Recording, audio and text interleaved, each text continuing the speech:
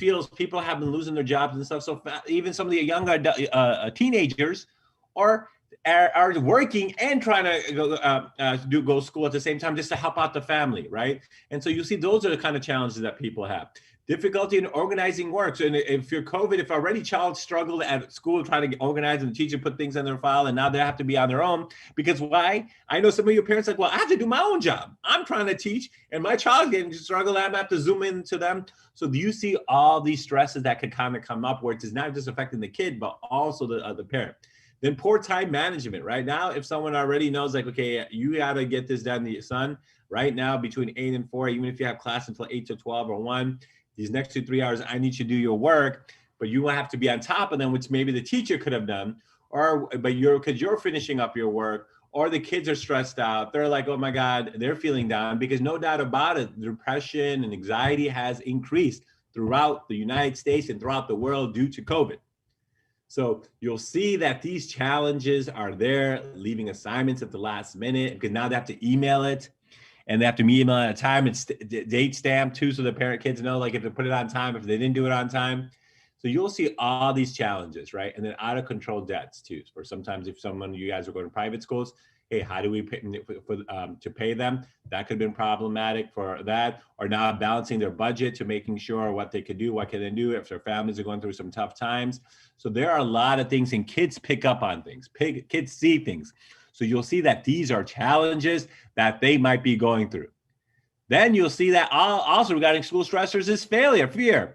They don't want to fail. And then like my grades have not been the same way, or they have not been doing up to the same potential. The assignments are more or less because everyone has different situations where they might have the Wi-Fi is not working well, or they only have 2 computers and the parents have to use it for work. There are so many different things that might be going on. So you'll see that from the social pressures and the academic pressures, and the uncertainty about the future. Like kids were like, think about some of these kids. Some of them who in March were not able to finish off the 8th grade graduation or the high school graduation or college graduation with their friends. They didn't get to play in their sports teams, after school clubs, math team, a debate team. Summer, they didn't get to go in summer camps, summer programs, any of that. Didn't go on vacation. Then in the fall, they thought it might be better, and it still hasn't gotten better. Now, hopefully, inshallah, they got this vaccine, but even that, people are kind of waiting until that everything comes together. So now some of these kids who are like about a whole season of sports, my club things, my academic things, my friends, one after another. Now you have to be patient and understand that, wow, it is tough. And have that. And then some of these kids are going to concerns for college. Like, I'm getting to accepted, but like, well, I have to pay $28,000 for online at this university. Are you serious? Some people are deferring their classes. So you'll see a lot of these different challenges. And then when you're at the university, making sure that you don't get sick and being smart. So that stressor itself could be a thing. So I wanted to first kind of give you some background. I'm saying why this topic is so prevalent. May Allah bless the organization even thinking about this topic and saying, because sometimes people are like, no, just have to walk Allah, inshallah, everything will be fine. No doubt about it. We have to walk Allah, but we also have to do our best. And Allah understands. And there's nothing wrong having anxiety and feeling in the sense of having it is not a lack of iman, or having worry is not a lack of iman, just being worried. It's okay to be worried. But now you use the resources that are out there through friends, through counseling, and through the support of Allah subhanahu wa ta'ala, no doubt about it. Allah is always going to be there. And we use that. But it's human nature that our bodies are put into places that we need that support and that help. So what are the things that could recognize that if you know your child might be stressed, like in the youth? You know, irritability and anger. Like children don't have to always describe what they're going through, right? Sometimes it's just they're stressed out by being short-tempered, argumentative, so their behavior you could see. Because sometimes they're expressing like, well, I don't want to show parents that I'm going through a tough time. They're maybe already stressed out. You see that. Or some kids want to be, I'm tough. Like especially boys, like, I don't really want people to know I'm a man. So you could see that happen. And sometimes even some of these might even be with a parent, an adult who's going angry, getting mad because right now it's getting tough at work or the job situation. Changes in behavior. Maybe a child who's a great listener is suddenly acting out. Once active, he was an active teen, but now doesn't want to leave the house. I know, or don't really hang out with anyone, just like locked in the room, not even talking to the family. Sudden changes. Again, don't worry, I have solutions at the end. Right now, we're just kind of going over some things, right? Trouble sleeping. A child, or teen might complain of feeling tired all the time, right? Sleep more than usual. They're just kind of constantly going. And it's so important to making sure these patterns of sleep that you want to make sure kids are getting 8 to 12 hours. See, even at my own house, like Monday through Friday, they didn't get Monday through Thursday, they didn't usually have the TV screen time at all, only on the weekends. But now, because now the kids are not getting to go anywhere and play, now I'm giving them a little bit more time. But also these kids are like, well, we're online at these many hours. Oh, we're doing work. Some of these kids are like, well, if I'm at home, they're just sleeping longer.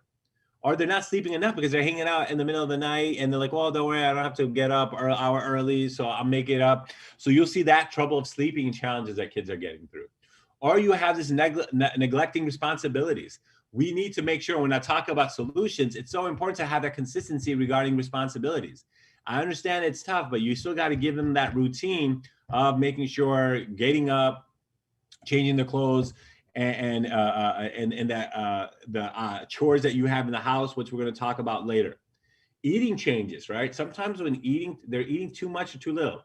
I know for COVID, I think everyone's getting COVID pounds, right? Because now before, even if I was at work, I might eat at lunchtime, for an hour, 20 minutes, or just walking and eating.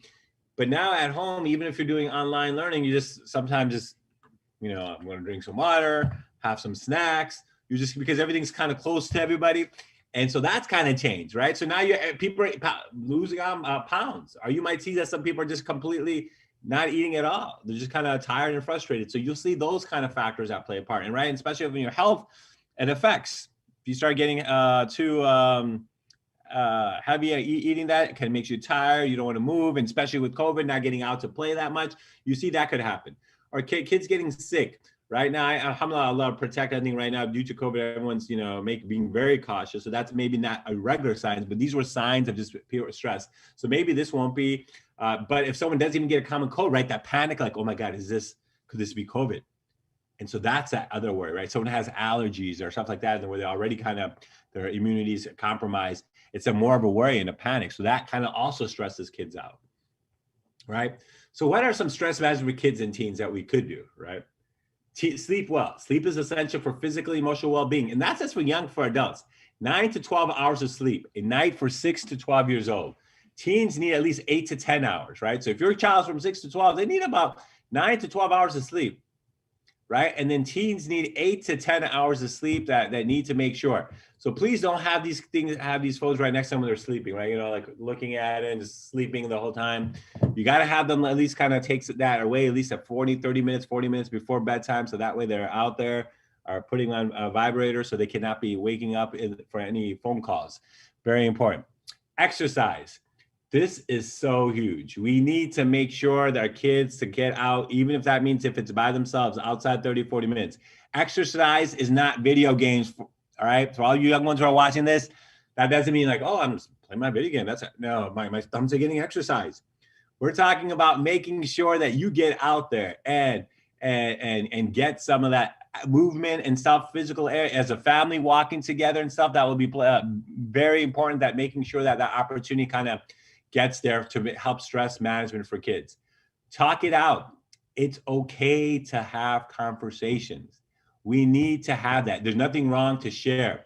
And even as a family, when we have our own family communication, like every day we make a set time. So we say, okay, it's Maghrib time, or I think our Isha Salah, now we're going to pray together. And after that, maybe we'll do our dhikr, then we'll read maybe hadith, then we'll say, hey, how's your day? And I'll start off first. So fathers, you start off and saying, hey, this is how my day went today, right? And then what did you do? And then, you could surprise your wife and say, how was your day? My wife will be like, oh my God, he's asking about me. SubhanAllah, that might be a shock right there. And then asking your kids what their days, and everyone shares every single day. It's a good checkup and saying what's going on, because kids will kind of talk about it. So, man, this is getting a little longer and frustrated than we thought it was going to be, right? So you will see these conversations. Like this might have been a conference where everyone maybe came together for this conference. Right, but that hasn't happened. Yesterday, I was speaking at the MAS conference, right, where 15,000 people come together, but now due to the COVID, is that possible, right? So you'll see that people are like, man, this was the time I could see my friend from another state or from friends, family friends, but they're not able to do that. So you'll see that people are going through their stuff, even adults. We have to be honest, and kids are picking up on adults too. And we got to be very careful.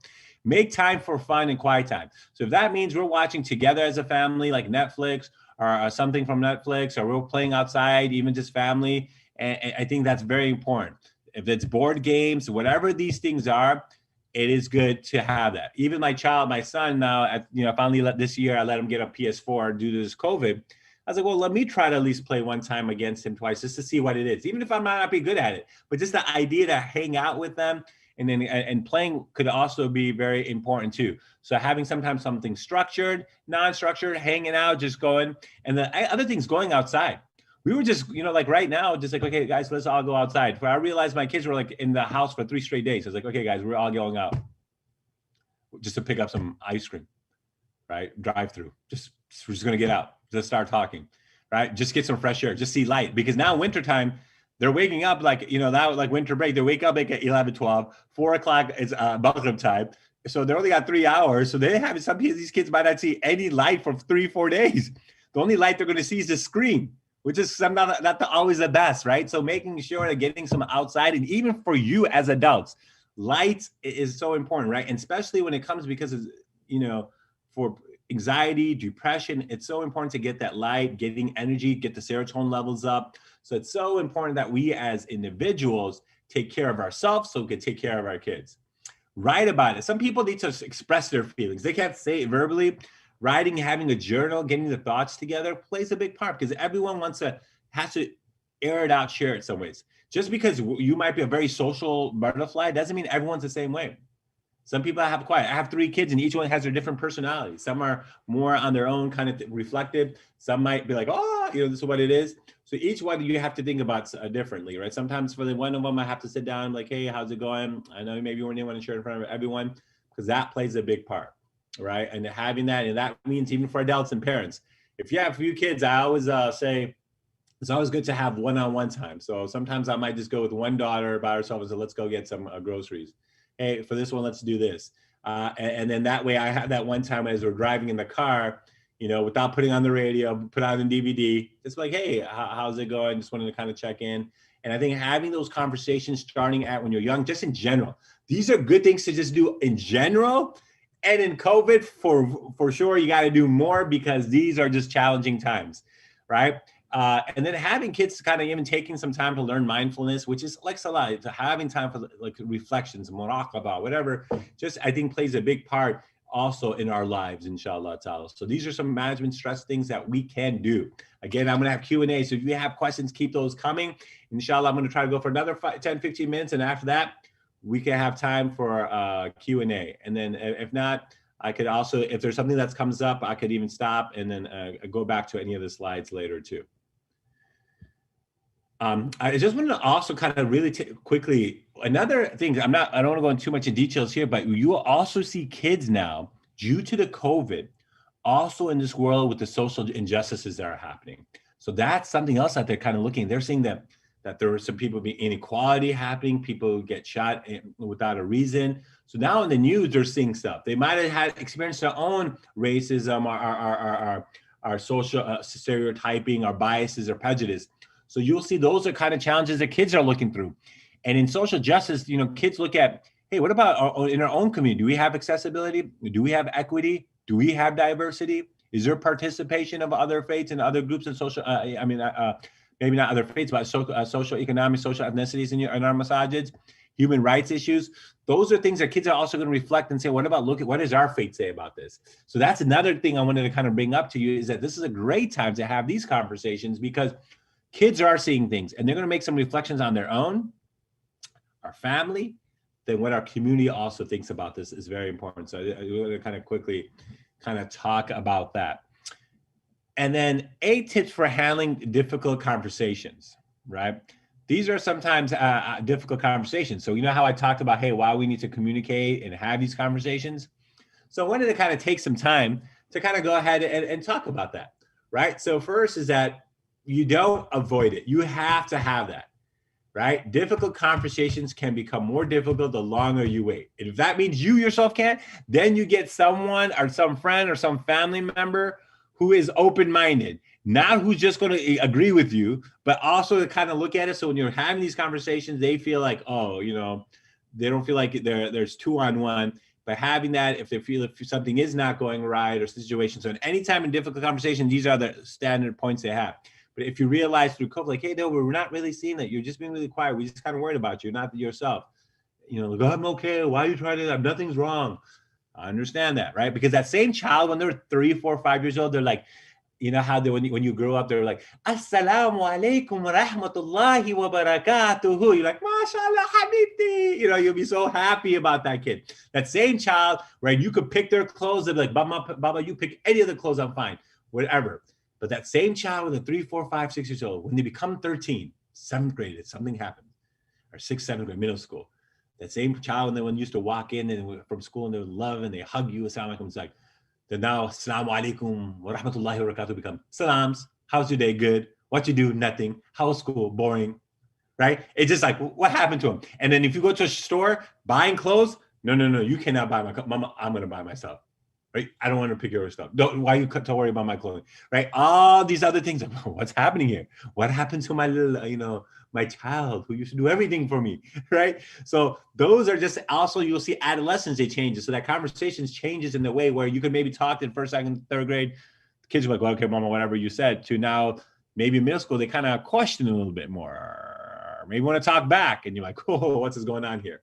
So it's a different stage, right? First 7 years, you love your child. The next 7 years, you got to be, there's have some little strictness, building in that the responsibility. Then 13 to 21, you're kind of like their friend and you're advising them. So inshallah, I mean, these are wisdoms through our own Prophet Muhammad sallallahu alaihi wasallam, right? And then having a purpose of what the conversation's about, be confident and direct. Like if there is a situation, you could say it in a comfortable way. Doesn't be confident, direct, doesn't have to be yelling at them, but having that conversation, dealing with that's very important. Be open with other person's perspective and why there might be, because a lot of times, if you could deal with stress or some other situations, or you might like, well, I don't know why this was a big thing. That doesn't mean everyone thinks the same way. And we know that. Even in our own families, we have siblings who have different personalities, our relatives that have different personalities. And we have to understand that. And if we ourselves as adults have conflicts, we can't think our kids have. And we have to make sure that we do our own thing. Be empathetic for them, understand the difficulties that kids are going through. But at the same time, you want to make sure that you still are in charge. Using I statements. This is how I feel when you're doing this, right? Stick to the facts. Come up with a solution. These are same critical things that you can do that can really help individuals and kids to kind of go ahead and move forward, because this is something that has happened, right? And this will go on, right? Now for even a young child, right? Difficult conversation with kids also, you have to wait for the right moment, right? If they're feeling ashamed or feeling sad about something, you're going to have to kind of keep that in mind. Finding out what they know, right? You need to find out, hey, what do they know about this? Create a safe space, especially this idea of like people passing away and dying. Like, okay, well, what have you noticed about COVID? Like, well, and then, and then like even my younger son was saying, there's a lot of people dying. Can we die? Right? That's a tough conversation. 2 years ago, I had cancer. So I was in chemo for 6-7 months, right? I had to have a conversation with my kids and saying, you know what, Baba is going to be sick. You're going to see Baba's hair. I lost more than 35 pounds. I lost all my hair. And I don't know if it's growing back a little bit, but it's whatever's there, right? So you have that. And I'm in remission. I finished 2 years, I have 3 more years of remission. But that's a conversation you have to say, well, what do you know? Well, some people said that you could maybe die from this. I said, well, there's always some chance, Allah knows, but there's also a lot of research that says, hey, the cancer I have, there's there. But you're going to see some difference in me, So when you see that in 6-7 months, but if I just kind of inshallah, everything's fine, but having that and say, look, if you ever feel something sad or a concern, you talk to mama, or you can ask me if you feel uncomfortable to ask, at least tell someone, who's your friend that you want to talk to. So I had an aunt. One of them had an aunt that they could talk to her if they felt like anything, right? And they could convey that if they felt, I don't want to tell Baba, he might get worried and stuff.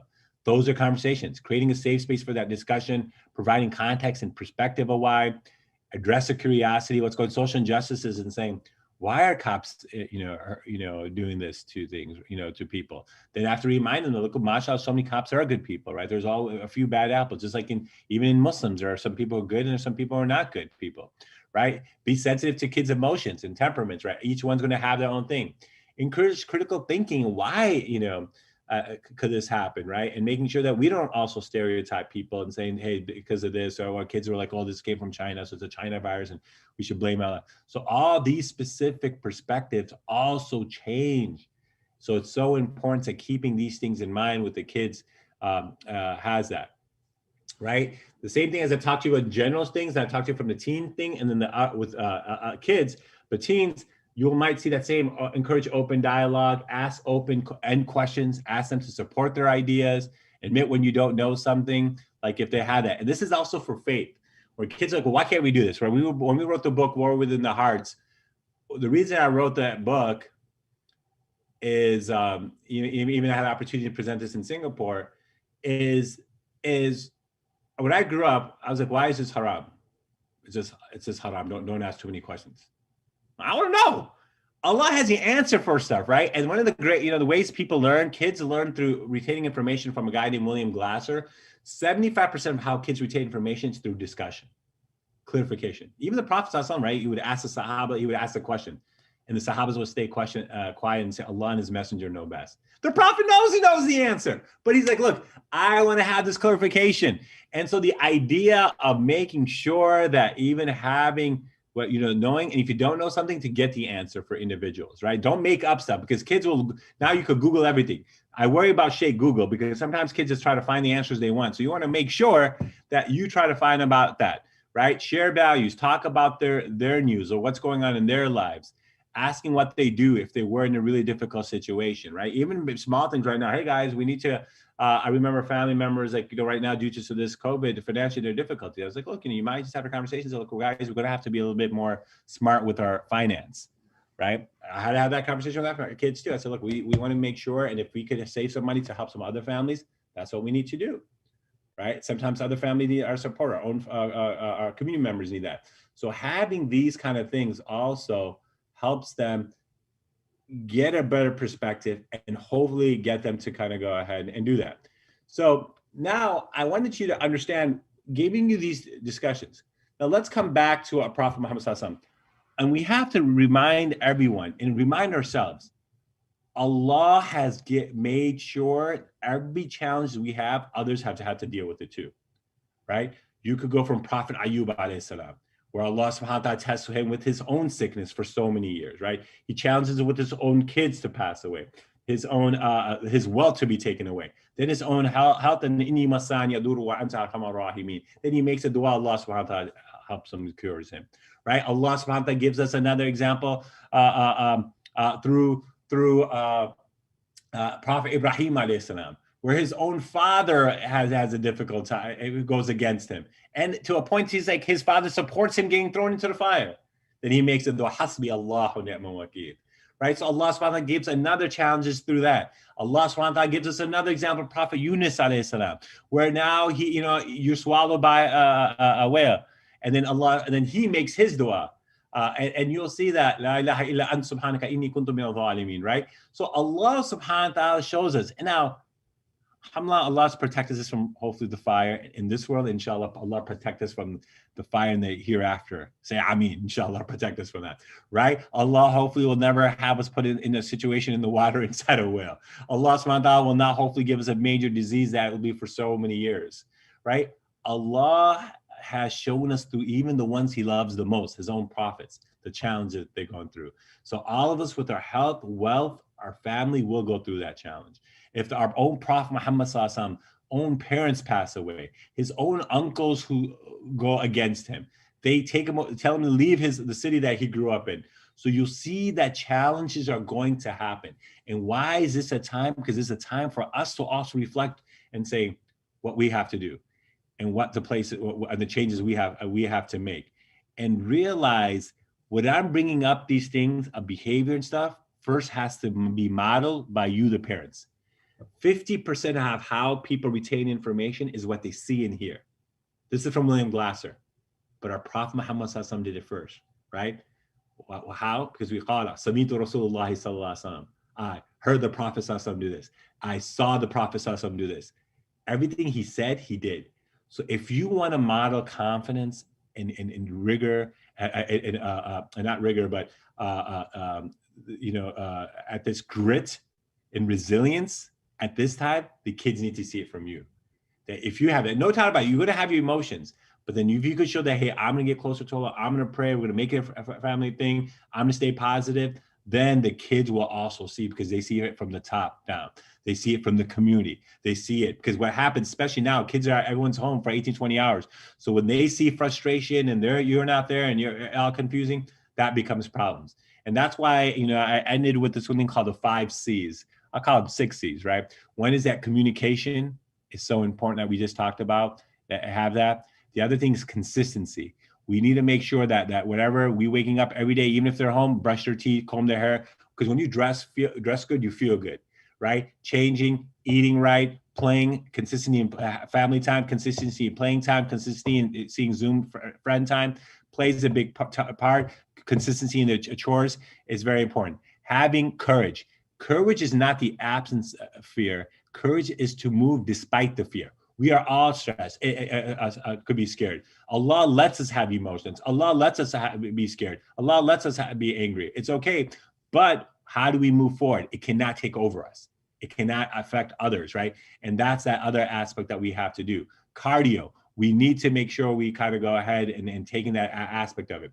And this 5th one, all these challenges also builds our character, right? Builds our character, because our deen is not just about ibadat, you and Allah, but mu'amalat. And when we could deal with these, this is also hasanat. And we remind our kids and say, you know what? You being patient with this, you're getting rewarded. For you to not get mad and following the protocol of covering your face when you're outside, you get hasanat. You get good deeds, because you're now making sure that others don't get sick, that you're trying to help the community at large. These are all forms of ibadat. And when we change that mindset, it's there. And that last C is being conscious of Allah, that Allah sometimes does things for us to come back to him.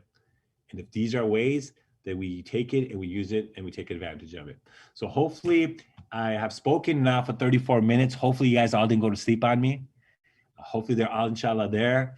But if you have any questions and stuff like that, I could talk more, but I want to open up a little bit here to have some interaction and then give time, because a lot of times speakers just keep on talking, and then the Q&A is only 5 minutes. So give me some time here, and then if not, then I could jump on to another few things. Your mic's, Sister Asia, I'm so sorry about that. I thought I pressed unmute. But yeah, Jazakallah khair, Dr. Quadri, for all of this insight. I personally really appreciate this lecture and topic, the whole being cognizant of additional stressors that exist due to COVID and the pandemic and virtual online education, and how to approach all of these situations and have these healthy conversations. But before we do Q&A here real quick, I was told that we'll be showing a video message from one of our sponsors. So we'll do that. But while they're getting that ready, who's gonna show that video, I did want to mention that simultaneously with this session, Yamun Nisa is happening for the ladies, for the Ibu Ibu, and the youth also has a session with Dr. Haifa Yunus right now. And yeah, so was someone going to share the sponsor video? Sorry. Menuju usia 2 dekade organisasi kita, sebuah perjalanan lahirnya brand Human Initiative yang baru. Baru bukan berarti dari nol, tapi menjadikan pengalaman sebagai patokan perbaikan langkah ke depan. Wajah baru tidak membuat kita menjadi asing, karena jejak kita tertulis jelas dalam sejarah kemanusiaan. Yang baru bukanlah wajahnya, tapi nuansa dan perubahannya. Yang baru bukanlah organisasinya, tapi semangat dan tantangannya. Hai para inisiator, salam kenal dari kami, Human Initiative. Izinkan kami bersilaturahim untuk menghantarkan nilai-nilai yang sudah dibangun para pendahulu kami, yaitu nilai-nilai kemanusiaan. Saatnya kami meneruskan amanah ini, sebuah tongkat estafet kepedulian, sebuah ajakan untuk berkolaborasi menghadirkan solusi. Human Initiative, solusi peduli.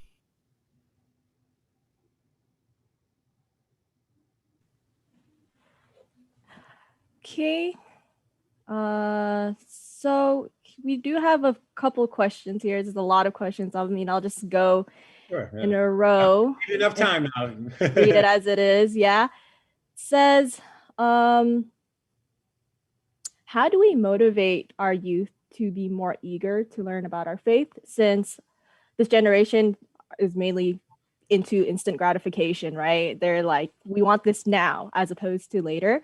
So yeah, they're very attached to games, social media, etc. How do you do that in terms of like approaching that whole sense of instant gratification? I know, Jazakallah khair on that question, because this is very important. I think one of the first things we have to do, especially if any of you parents who have young kids, it's so important to start when they're young, right? We can't bring faith in when they're 13, 14 years old, right? And I think it's so important that it's at a young age to kind of bring that up. And I tell kids, and even to parents, I remind them, see, a lot of times they think like, oh my God, our faith, there's so many like rules and regulations. And I tell them like, just your daily life is ibadah, right? And I think just the idea of a kind of showing them and saying, guys, do you know, like right now, like I have a halaq on Sunday with young kids. And one of the things I kind of tell them, he's like, hey, you know, when you're playing basketball, you know how, like, how can you remember Allah and be divan in basketball? They're like, why? I'm like, okay. They're like, and I coach a basketball team. So a lot of these kids are on my team, like, well, why do you do like, well, before we play, we make dua, Allah protect us. Is it? You remembered Allah, hasanat. Okay, what about when you're playing basketball? When we're playing basketball, when kids like, well, oh, if I don't like push anyone or get mad at anyone, yes, because if you got angry but you don't do it and you stop, you get a hasanat. And then I'm like, what about, oh yeah, you don't get mad and you don't swear, you get a hasanat. Halftime, you're maybe not doing well, Allah help me, you get a hasanat. Someone's like, well, I'm shooting a free throw, I say Bismillah, you get a hasanat. At the end of the game, Ya Allah, thank you for not getting me injured. That's hasanat. I said, Allah rewards you even playing sports. Like, whoa. So even if you have our kids to kind of understanding and saying, all right, because what happens is when they think of religion, like, okay, go listen to this lecture, right? And if you could just tell them, hey, you know, when you go to sleep, say Bismillah, you know, say Yahullah had nas falah, and when you go to sleep, and then, you know, and if you know the dua, Bismillah, like, and just go to sleep, and if you sweat, and you're just like snoring, saliva coming down for 6-7 hours. But if that's the way you started the Prophet on the right side, you get good deeds for sleeping. And say, Ya Allah, put barakah in my sleep. And you wake up and you walk into the bathroom with your left foot, hasanat. You sit down the way the Prophet ﷺ, you get good deeds for taking going to the bathroom. You brush your teeth because the Prophet used to wash his mouth, you get hasanat. You do wudu. You know how we, you know, when I grew up, it used to be like, did you do your wudu properly? If you didn't do your wudu properly, then your wudu doesn't count. If you don't count, then Allah doesn't accept your prayers. If you don't accept your prayers, you're going to burn in the hellfire, and you're going to have to pray on the carpet of fire. Like that scare tactic, right? But if you just said, you know what, every time water touches your skin, that sins are wiped away, and on the day of judgment, the Prophet will recognize you because your face, your hands, and feet will go on. It's just the mindset of how we're changing the game. If we just tell them, people like, whoa, yeah, Allah, that's awesome. And it has them change that, right? And that's why I tell throughout the day, I said, you don't just like after you brush your teeth and you put on your clothes with your right hand, just keep that because the Prophet did that way. You get good deeds. You go and eat cereal, you say Bismillah for every morsel, crunch, crunch, crunch, you know, for the young ones, you get hasanah, right? And you help out and you clean the bowl and you take the bowl and you put it in the sink and your mom gets all happy and she sees you and she says, hey, Ya Allah, shukran, Ya Allah, you get hasanah, right? And I think for making kids understand how Allah wants us to get into Jannah, that Allah just wants us through our character. So with our salah, no doubt about it, we have that faraids, but we get so caught up on the faraid part of the salah, and we say, hey, look, all this other stuff is hasanat, you know, ibadat too. And when you could say, look, Allah just wants us for 25 minutes and 24 hours just to remember him. Just for a few minutes, he wants to meet with you. Just that conversation changes. It's just the way we say it. It's like, if Allah doesn't, Allah will be mad at you. No, so Allah just wants to be happy. He just wants to meet with you. Just a few minutes. He wants you to take some time to say, ask for whatever I want. And that's why when you're young, you have to build things out. For example, I remember my kid used to lose something. Baba, I can't find something. All right, you know what? Let's make dua. Allah help me find it. I might even know where it is. I'm like, Allah, Ya Allah, let us find it. And then, you know, inna lillahi wa inna ilayhi raji'un. In a few minutes, I'm like, I found it, Baba. I'm like, well, who should we thank? Thank you, Baba. Okay, who else? Allah. Oh, us. it's having those little small little kind of things that you have, like, Baba, thank you so much for that outfit. Thank you. Welcome so much. And Mama, thank you for buying that. Okay, great. Who else should we say? Thank you, Allah, right? Because Allah gave us a job for opportunity to buy it. When you can start connecting Allah into our small things, I believe it changes the game and the habit. And that's why even third, fourth, even if when the 3, 4, even they're praying, even if I pray 2 seconds to jump on you, it doesn't matter. They're just getting experience. They're getting to know that this is what I have to do. This is a part of it. And it becomes part. And sometimes I know it becomes a habit. And so, well, I'm still not feeling khushu, no doubt about it. When I exercising, sometimes I don't feel happy about it, right? But through time, you exercise and run a lot, you start feeling better and better. It comes with habit and practice and practice. Then you have some ups and downs and say, look, it's going to happen. But never lose hope in Allah subhanahu wa ta'ala. So I know it's a long-winded question, but I really want to understand it. That's just like, well, just talk to them. No, I'm a big believer that when they can start seeing things and experiencing it and keeping that in mind, it goes a long way, from flights, anything that happens, remembering Allah for a few seconds, I feel that really could change the impact on kids. Wow, subhanAllah. That's a really brilliant response. As in, I think my takeaway is the whole just small doses of Islam throughout the day, as opposed to just like long-winded lecture. You know what I mean? So just, hey, just insert Allah Ta'ala into your daily life. I think that's really brilliant. We do have another question here. Sure. How would we deal with our youth that are more involved with their friends and trusting their friends as opposed to parents? How do we monitor their social network activities? But you also don't want to be a helicopter parent. So how do you find that fine line, silver lining kind of thing between friend and parents? Okay, so a few things here. If your child becomes first and foremost, even at a young age, a lot of times they're connected to you, right? Like, 3, 4, 5. As they get to 7, 8, 9, 10 years old, it's so important to make sure that you start developing their friends, like, okay, their friend zones. And sometimes you want to start figuring out who their friends are because they can become your future friends, right? So that, like, I remember when I went to public school, Sunday school became like my hangout. My parents made sure that we go to someone's house on the weekend. So they have that. I understand sometimes, like, no, it's just going to be us. Parents, I know you might be the coolest baba, mama in the whole wide world.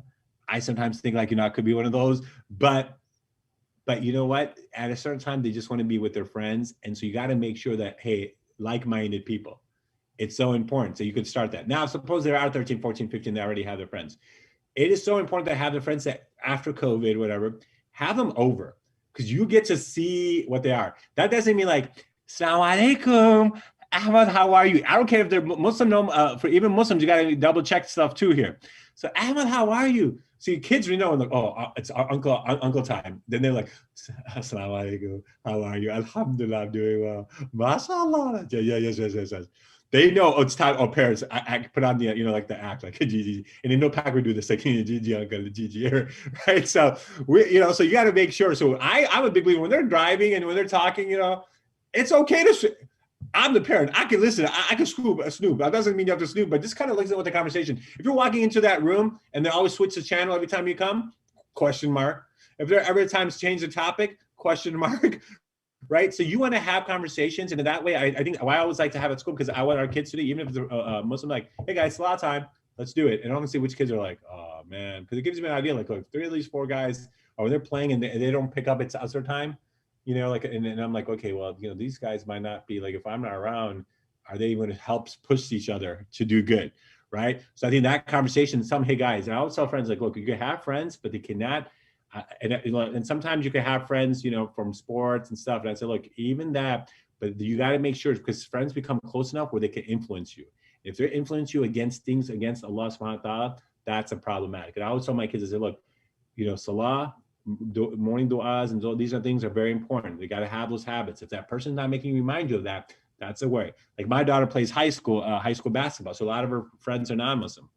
So it's so important to having that relationship and kind of keeping those things in mind.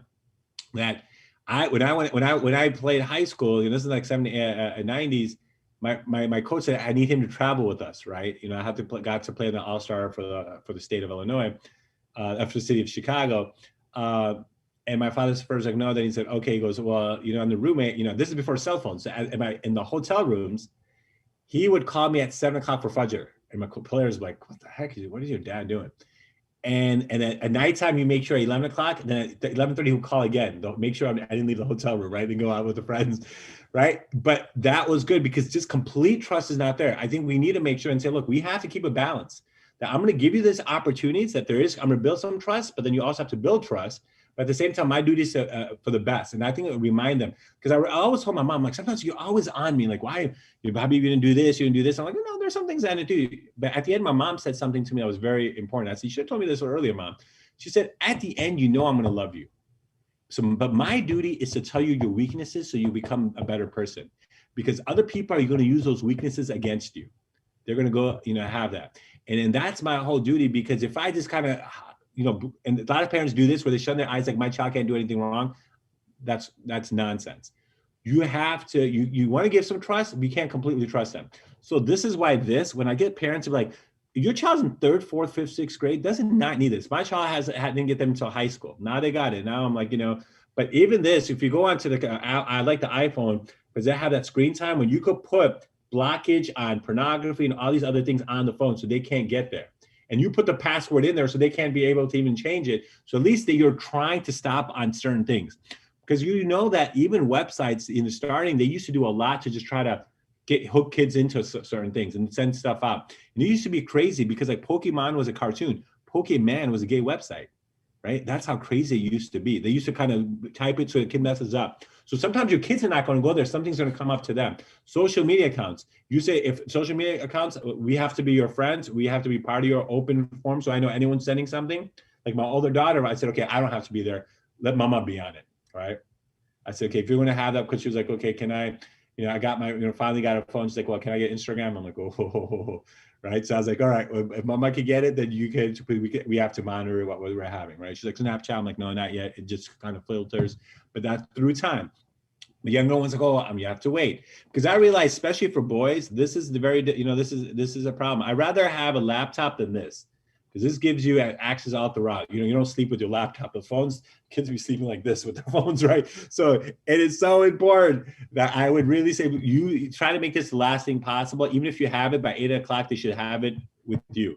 They don't need to have this in their class, in their rooms, right? And then you got to talk to your daughters about, hey, when you have social media pictures, what you're putting up, what you're posting, so important to kind of talk about that. Same with the males, talking about, especially boys.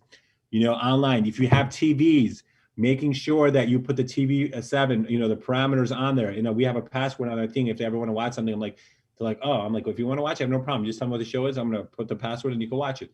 Because a lot of us go to sleep early and these kids are staying up late and you're letting them watch the World Wide Web. That's why I worry about the internet. So again, I'm not saying being, Gestapo, everything's gone, but I say we have to be open-minded and giving that opportunity. So having friends, I think they need to make sure they have opportunity, because you don't give that, they're going to do it sneakily. So you should have it, or you have an idea who they are, but then you got to have these conversations and say, guys, when you did that, I didn't see anyone of you guys want to pray. Like, come on now, I'm trying to help out here. So just small things like that, and that's the beauty. And then fathers to your daughters, we have to start having these relationships, like good ones, right? And this is our Prophet Sallallahu Alaihi Wasallam. The Prophet saw Fatima radiallahu anha come kiss her on the cheek, sat down, right? Make her sit down when she was sitting, right? That is so important, like especially because you do not want Mr. Joe Smooth guy be like the first one to say, "Oh, girl, you look beautiful." It better be from dad. Like, baby, you are the, and you have to, now you don't have to exaggerate. You're the most beautiful girl in the whole wide world, right? Right? You don't have to give a false statement. You have to Master, you look really nice, right? And having those conversations, because we already know the boys are mama boys, right? Right? But the girl, daughters, because you want to have that. And then we have to make sure we're giving them opportunities to outlet, to play the activity, sports and whatever. Because when you kind of have them there and you think you have them in control, this becomes the other world. And in here, we have to be very smart. So if ever, I don't know if there are youth in here or not, because I think there's another youth session, but if you have any youth here, be smart. Your parents want the best for you. Look, you are an investment for them. Because if you do good, they get Jannah too, right? So this is like one of the greatest investments is your child, right? You guys have the key to get your parents into Jannah also, right? So young ones, if you're here, parents, make sure they memorize. You should be greedy. You want them to make that dua for you every day. I'm like, hey, make that dua for me. Make those du'as, teach them those du'as, and the young ones, make sure you make dua for them. Because a lot of kids over here, if you're here, We always go to other shuyukh to make dua for me, make dua, which is good. But the greatest dua, the ones that will be accepted, is your parents. Inshallah, if there are people of good character and close. So you want to make sure mom, especially mom's duas, man, those are hookup duas. Like, make dua for me, mom, dad, and ask the shuyukh. But don't forget your own parents. They're doing this because they love you. Sometimes they are, sometimes get a little, but it is what it is. Sorry, long-winded, but things come up in my mind. I told you I was going to keep on talking. That's why I'm No, that's a very thorough answer and very holistic. I believe so many people have really appreciated all the insight you've given. We have a lot of questions. Oh no, go ahead. Go ahead. Yeah. That's why I gave enough time. I know some of you guys might This is perfect. Okay, so this is specifically, I believe this is revolved around just parents talking with each other. So there's a parent here who's a part of these halaqas, right? And then at the end of these halaqas, they would just discuss good news and challenges. And one of these challenges is how are we dealing with our children's upbringing? So essentially talking about your children to other parents. What do you think of this activity? Do you think that's very constructive? But amongst parents as a way to kind of see, okay, how do you deal with this situation? But, without exposing your kids too. So. Yeah. So if you know someone that it's goodwill and they could keep themselves quiet, because there are some people who can, but they can't always have to share with someone. I think it's good to get nasiha and advice. No doubt about it. You always need that. But you got to make sure that you don't compare, right? You don't compare to individuals. When you compare to individuals, that's when kids like this, because sometimes like, well, why don't you be like so-and-so? And the kid's like, if you knew so-and-so, let me tell you. So I think it's so important not to compare, but I think the idea of kind of getting to see how someone who's gone through it and have theirs. Look, all of us have our challenges. I don't care who you are. Even right now, there's challenges. All of us go through it, right? And alhamdulillah, I get to travel. Right now, I'm in California, to be exact. So I'm in a hotel room, so I apologize when you see the background. You might like, and that's where it is. And so I realized that any place at any time, I always tell parents, like, even when you have kids, I have 3 kids, and I have to make sure I try not to compare, like, well, why don't you like so-and-so? Everyone has their own world. And then everyone says, and the kids feel it too, right? All of us got a little one that you have a special, like, that's my one, like when they do good, my daughter, when my kids are in trouble, they're like, Habeeb, your child. I'm like, what? My wife will use my name, like, your child, right? And if I would do that, I'm like, your daughter. No, I'm just kidding. So you have those, even as husband and wife, sometimes we have our own conversations, like, well, it's there. So I think having that conversation of making sure that we talk things through with others, but you need to have some time to see it, because sometimes, I'll give you an example. I work with kids all over the world. But with my own kids, I sometimes have to talk to someone else, like, hey, can you say this to my daughter for me? Or to my son? Like, I have buddy, like, hey, you know what? Sometimes some things that I have to reinforce, but because I'm Baba. So Baba sometimes has it, but at a certain time, now they're at their teenage years, so that's why I have someone else, because they're 15, 13, 11. So I realized that, hey, even though I might talk to them, but just if I were to get this point across, like reinforce them, like, hey, whenever you get to talk, can you just remember this one conversation for me? Like, I have 2 people that I go to, because I know they know them well, and they look at, and the kids, one of them's like a younger guy, like, who I knew, but I know like if he says something to my son, I'm like, oh yeah, because he's cool. Because Bob's not cool anymore, right?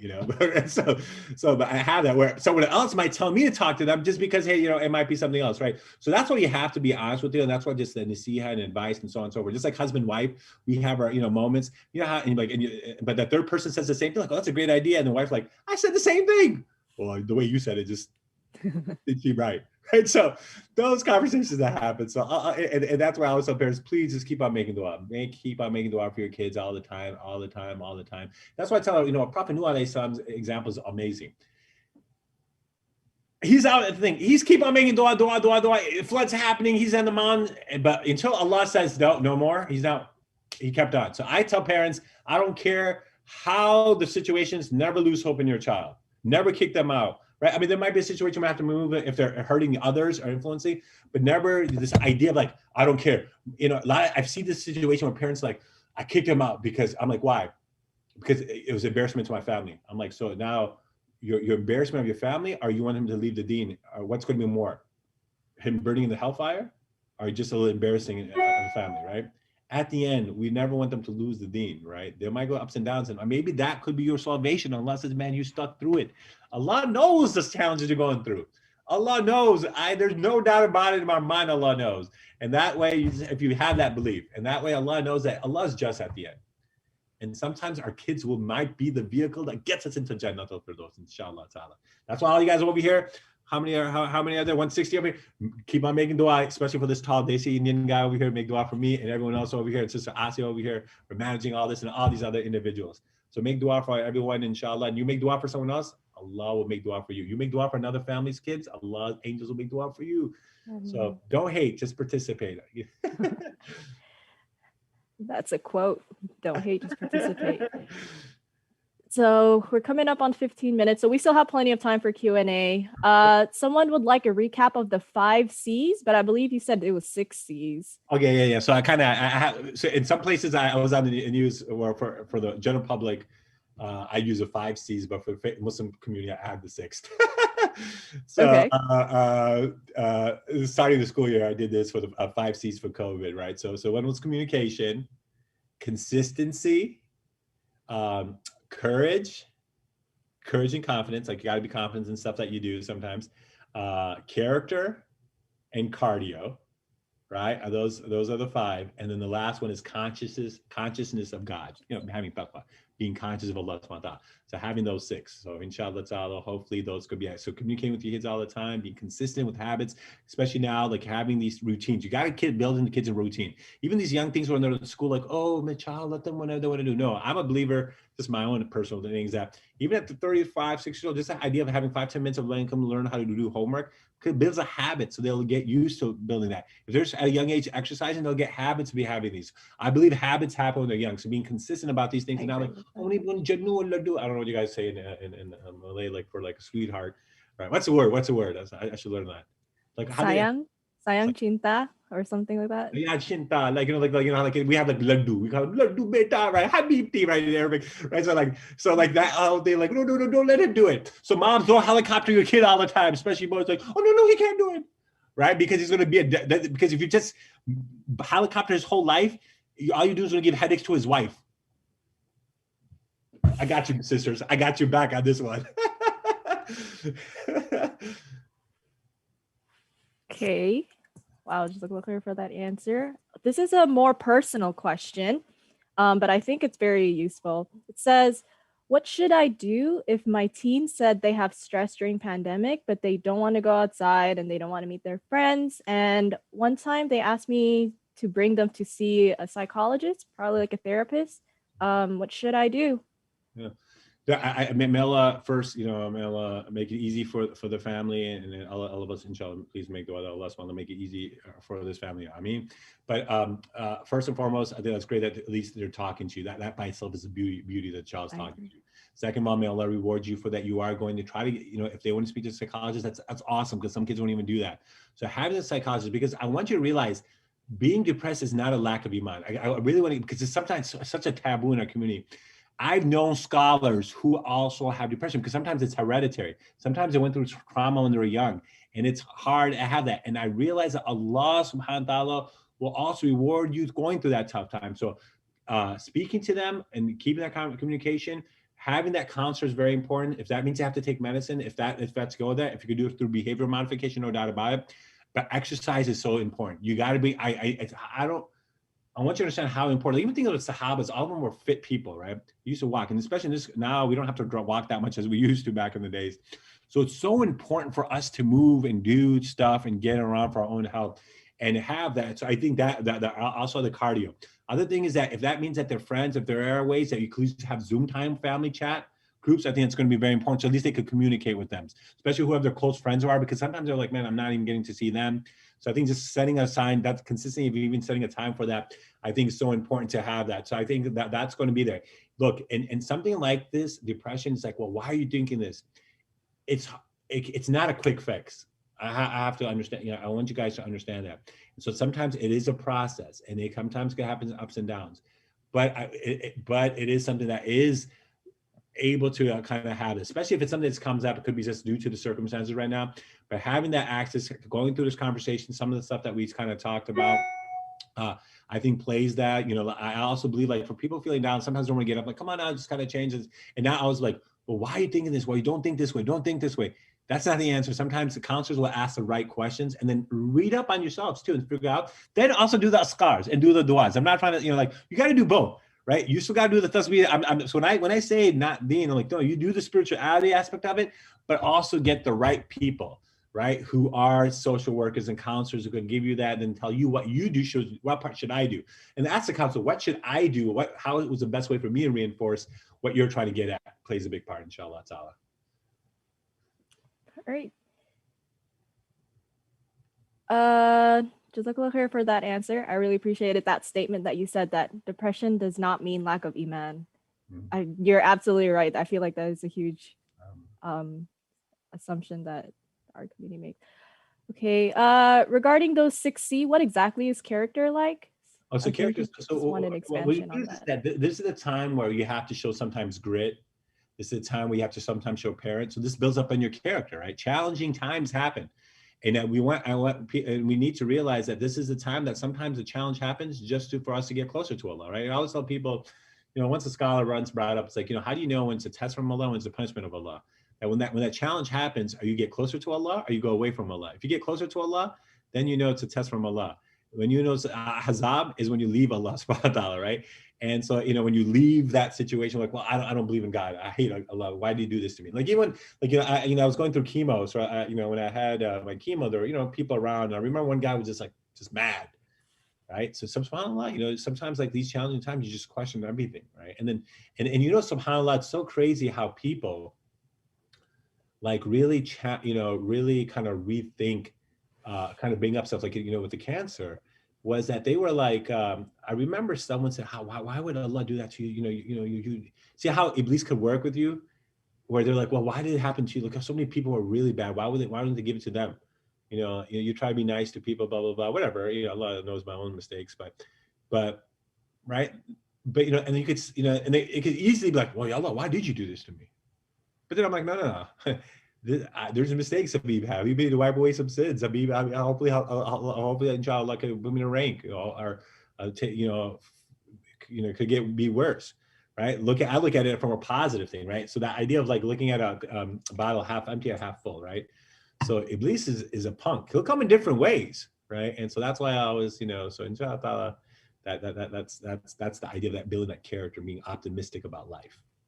But that's the Prophet's way, right? Never lose hope. Never lose hope.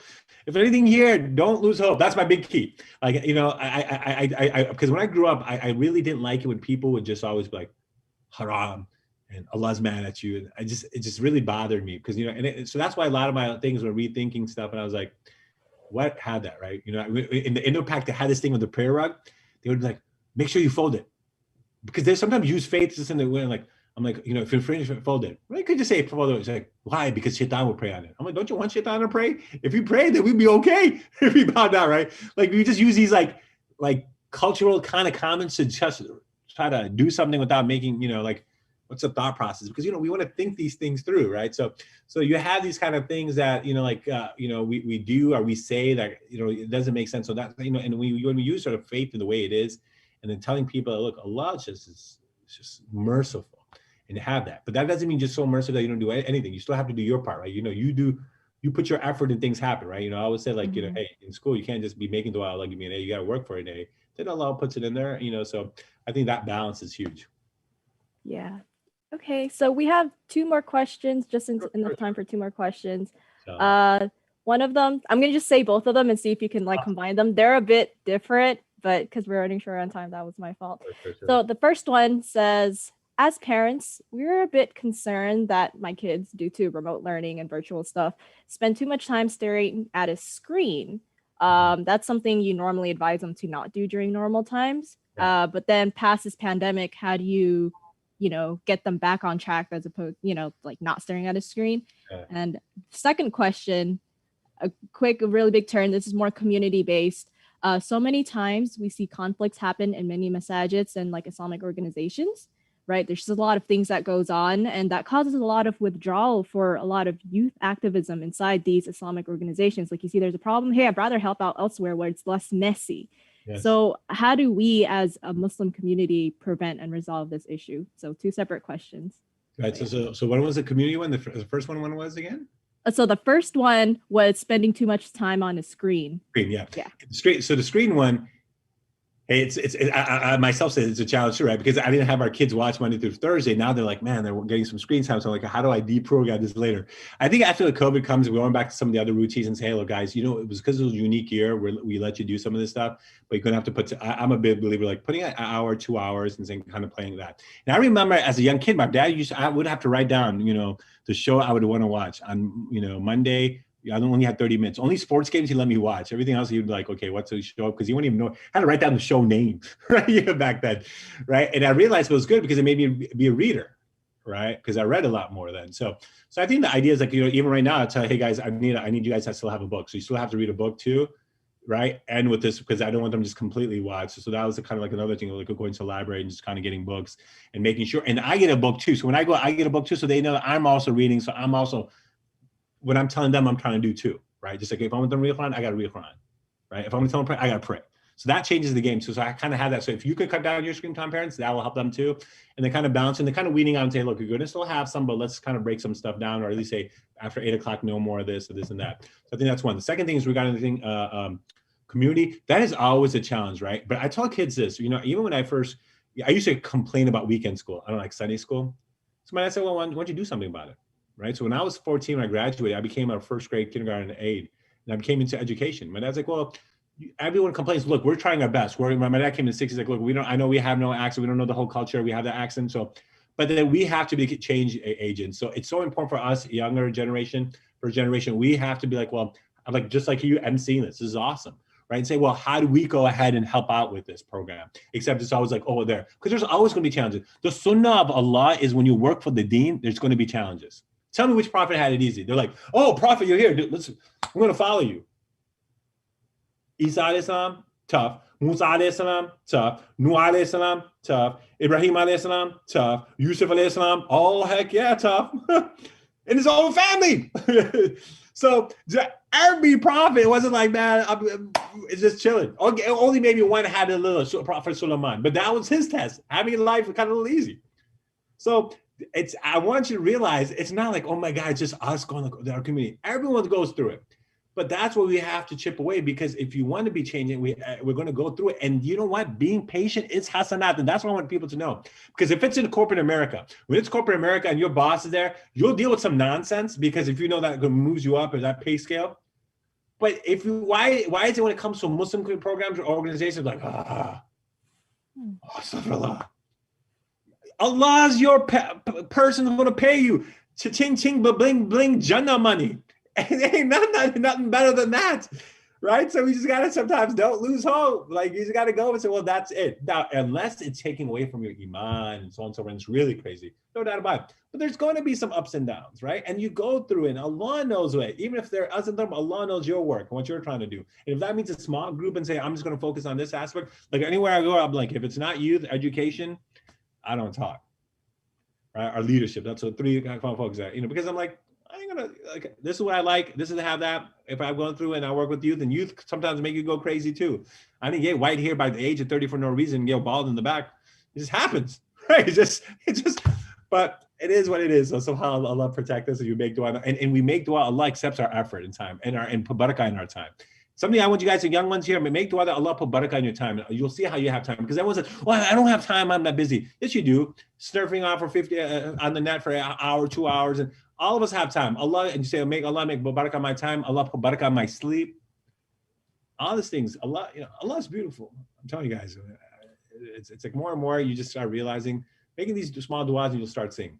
Spirituality, the part of spirituality is huge in our deen. SubhanAllah. Yeah, Jazakallah khair for this awesome session. I feel like everyone learned. There's been so many like compliments over here. Like, wow, so much information and knowledge that we can definitely apply immediately, like directly. These are really concrete information. We're like 4 minutes till the end of the session, and I believe we what does this say? We have a photo session. So if all of our participants can turn on their cameras, and then we're supposed to take a screenshot of it with Dr. Habeeb Quadri. I think it'll be pretty awesome, SubhanAllah. So you can see all the viewers. Yeah, the people are here. All right, that's good. All right. MashaAllah. All right. This is great. This is great. You know, this last year I was supposed to go to Indonesia, Malaysia. So, you know, due to the whole COVID. So now, you know, I have all these friends out. Like, hey, I know people. Yeah. Allahu Akbar. Wait, I don't know how this works. I think we're just supposed to wait. Oh, they're gonna.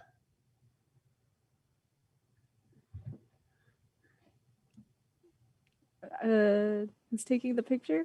Is everyone ready?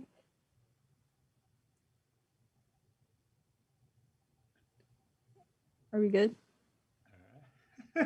I think we're good. Right. I thought moderator was supposed to take the picture. Oh, was I supposed to take the picture? I'm so sorry. Wait, how does that? That was. I'm not exactly sure. So, how does this work? I think streamers should do it. Don't worry about it. Oh, okay. I'm so sorry. Just let a streamer knows. Okay. So I did not take the picture.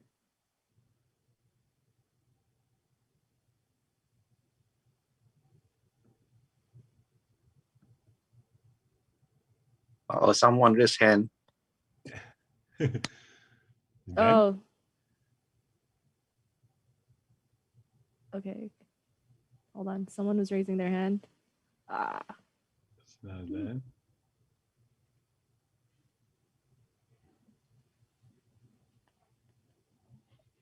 Okay. Is this how? Okay.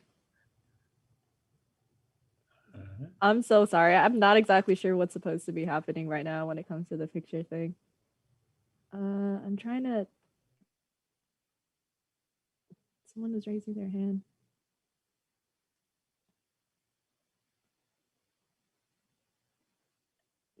It keeps changing. Whoever's raising their hand, you can unmute and speak, I suppose. Is that, am I missing something now? I'm so sorry. Do you give him a picture?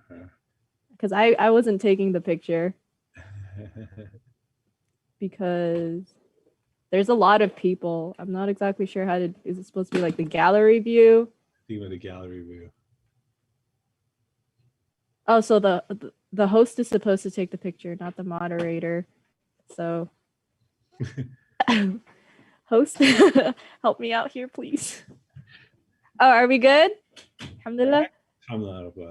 All right. I guess that's it. It is 1:15 right on the dot. I really apologize for that last minute picture session fiasco, but Jazakallah khair again, Dr. Quadri, for a brilliant presentation. We all learned a lot, I hope, inshallah. So yeah. Take care, you guys. Assalamu alaikum. Jazakallah khair to everyone. Jazakallah khair. Assalamu alaikum. Wa alaikum salam.